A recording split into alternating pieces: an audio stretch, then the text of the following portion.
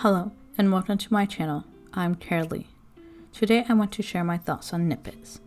Nippets released on April 7th for $12.99 on Steam. I received a copy of the game from Future Friends James. Nippets is a hidden object game where you find lost items and solve little puzzles in 4 different levels.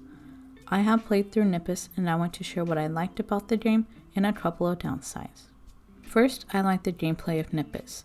There is a list of hidden objects to find in each level, and then once you find the objects, you use them in the environment. For example, in the spring level, the letter N was stolen from the cinema sign. You find the letter N in an apartment and place the letter back on the sign. Once the sign is fixed, you get access to the cinema. Having to use the hidden items in the environment does add more to the gameplay and makes Nippets fun to play. Along with finding hidden items, there are little puzzles to solve that will unlock magnets to use on the fridge.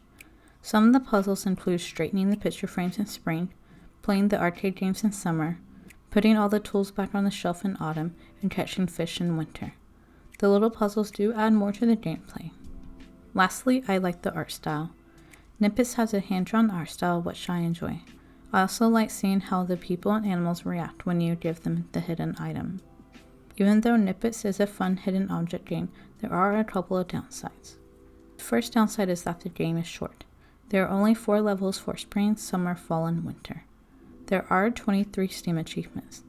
Some achievements you get by 100% completing each level, while for others you need to find all the cats and birds in the game, shake trees, and poke people. It took me less than 3 hours to complete all the levels and achievements.